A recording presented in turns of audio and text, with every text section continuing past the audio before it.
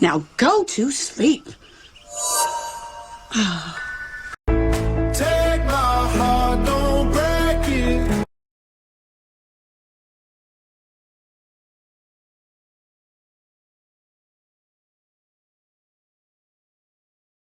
You have 3 stages in life. Number 1, you care about what people think about you. Number 2, you stop caring about what people think about you.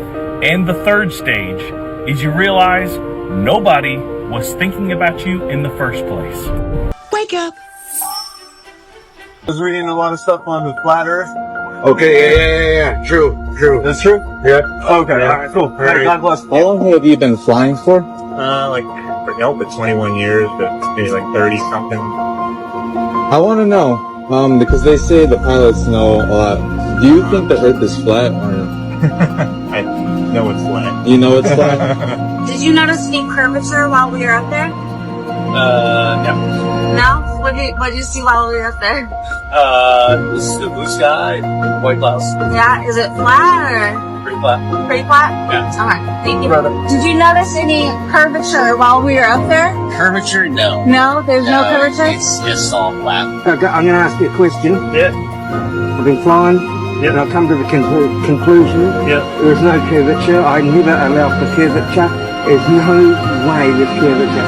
We're round and flat, aren't we? Yeah. We are, aren't we? Thank you. I have a question for modern pastors and preachers. How come y'all don't preach about biblical truth anymore? How come y'all don't preach about Genesis 1:7-9 that states that God made a firmament to separate the waters above from the waters below, creating a flat plane on a earth that shall never be moved? How come we don't preach on that? How come y'all don't preach on the fallen angels of the earth mating with the women of the earth to create the Nephilim, which was the giants of the earth that roamed the land for quite some time? How come y'all don't ever talk about all the supernatural things that go on in the Bible? How come y'all don't talk about dragons, even though they're mentioned 24 times in the Bible? How come y'all don't talk about the Leviathan or anything else like that? How come? I would like to know. First they tell us, oh, there's intelligent life and other life forms in space, and there's aliens and they're intelligent and they can create things, and we've talked to them, but then all of a sudden they're coming out and saying, no, actually the aliens are in the waters. They're in the waters. We have their bodies. We have some of their bodies. We've communicated with them. We've spoken to them. Satan is the God of this world, lowercase g. He has to set us up, hook, lines. He tells us, look here, so he can do something there. In the book of Revelation, it literally says countless times that everything is coming out of the waters. That, behold, I saw a beast coming out of the sea. Behold, the great river Euphrates drying up, and the 4 angels will be loose. Everything is coming out of the waters at the end. And so now they're like, oh, shoot, we got to scramble. We got to actually tell them it's in the water, because there's nothing coming from the skies in Revelation other than Jesus Christ, who's coming on the clouds. Only Jesus is coming on the clouds, okay? All of these things are here on earth because they have no place in heaven. They've been casted down to earth. They're not coming from there. They're coming from the waters. Oh, woo, big revelation, right?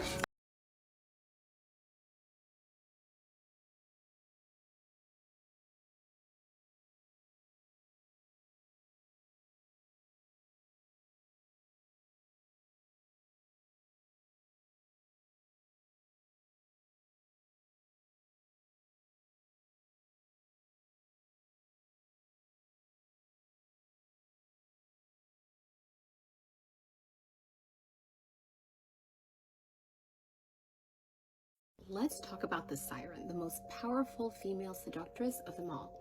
She had this soft voice, this very strong presence, and total control. By the way, I just hit 60K, and as a way of saying thank you, I'm finally putting up this video that you guys asked about when it comes to my hair. Every gesture, every glance, every word of hers is intentional. She's basically starring in her own movie, and she makes everyone else around her feel like they are just a cameo. And here's the thing, men are visual creatures. We all know that. They see long long before they feel. Okay, there's not a man on this planet who can resist her. The thing is that women invented seduction. Just go back to history. The queens, the courtesans, but their influence massive. Empires fell, wars were started, and alliances shifted, all because of a woman who understood her power. Seduction is not manipulation. It is enchantment. It is the art of putting someone under your spell.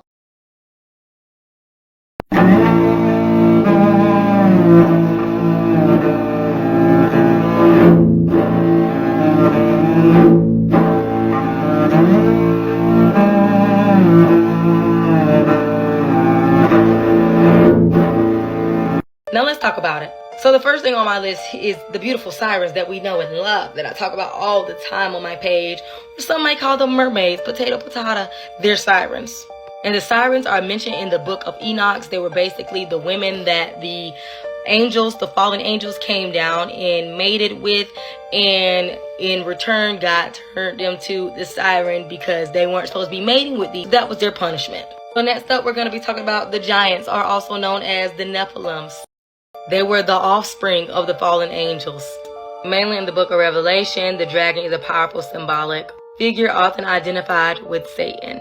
Now, I said all this to say that they originated from somewhere, and a lot of it originated from biblical text. So when y'all be like, oh, I don't believe in mermaids, I don't believe in dragons and all these type of mythical creatures, they're not mythical, boo. So how can you not believe in things that was in the Bible? It was actually banned from the Bible. Chapter 6 of Enoch, 200 angels descend, take human wives, and create a race of giants, the Nephilim. By chapter 17, those women who birthed them are turned into sirens, not a metaphor, literal. These aren't fantasy creatures. This is ancient scripture that was once removed from the Bible.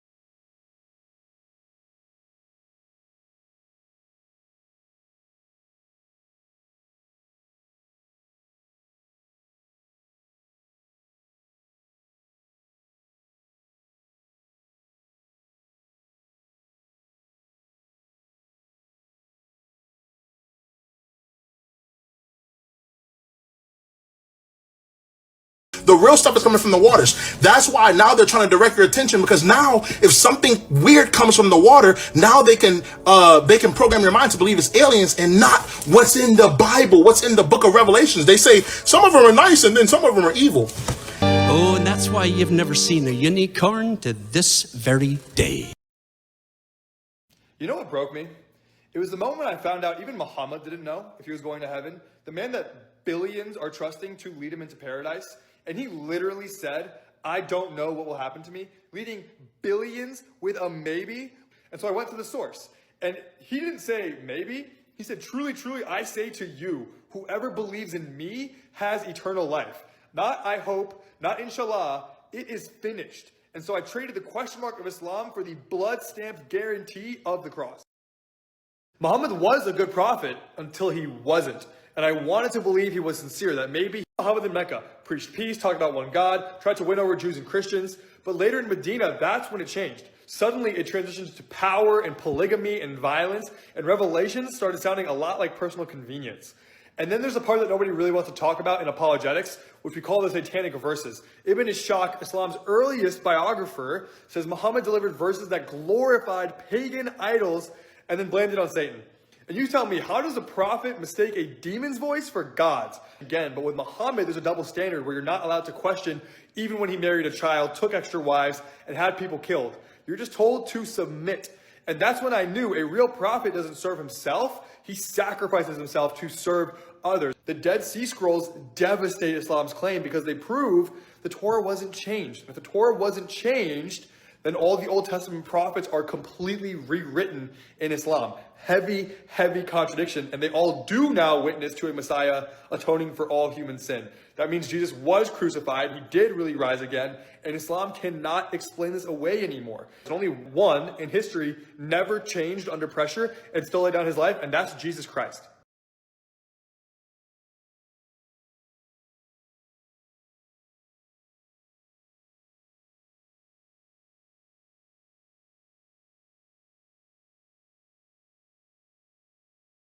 I just want to bless you with peace today. You are not alone, and God is with you, and he'll be with you in those conversations, whether they're soft, whether they turn hard. Just know you don't have to carry that burden alone. And I want to remind you of what Jesus himself said in Matthew 5. Blessed are those who are persecuted for righteousness' sake, for theirs is the kingdom of heaven. And blessed are you when others revile you and persecute you and utter all kinds of evil against you falsely on my account.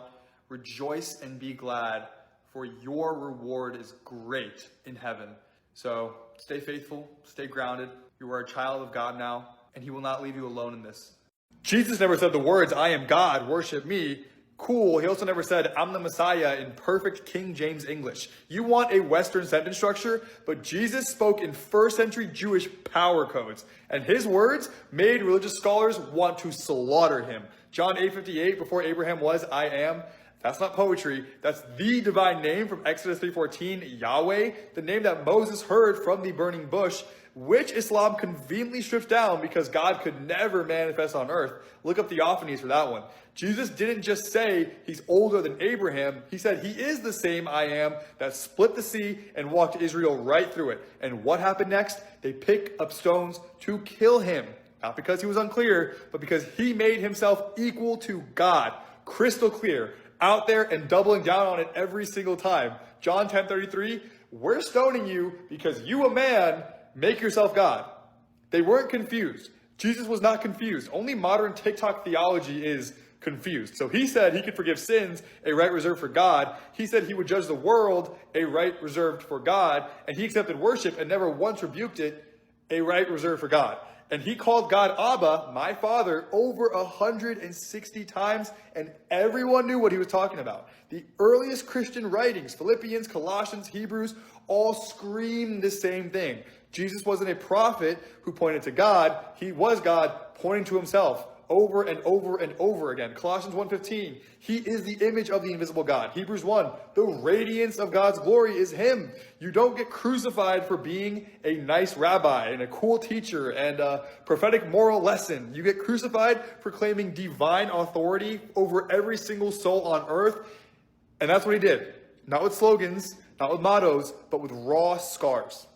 I didn't meet Jesus in a church. I didn't get saved by a pastor, and I definitely was not looking for him. For many Muslim women, wearing the full hijab or even niqab isn't just about rules. It's tied to identity and honor, protection, and in some cases, spiritual pride. It can feel like a badge of submission. Others wear it out of fear or family pressure or just community shame if they don't. It is based on performance. So what breaks the surface when I'm talking to my fellow hijabi women is I would ask, who would you be if no one is watching? And that question alone can shake their entire religious system, because Once identity is based on love and who they feel called to be, rather than what Islamic law commands them to do, freedom starts to feel possible. So if you want to reach Muslim women, speak to the hidden burden behind the cloth, the one they never talk about. Speak to the fear of never being enough for who they are and the longing to be known without needing anything to cover anything they are. Guys, it's time that you live free and live your life. I don't know, but somebody needed to hear that today. Also, with everything that's going on in this world, I need you to put your trust in Jesus, because he is still in control. Not Donald Trump, nobody. Only Jesus is still in control.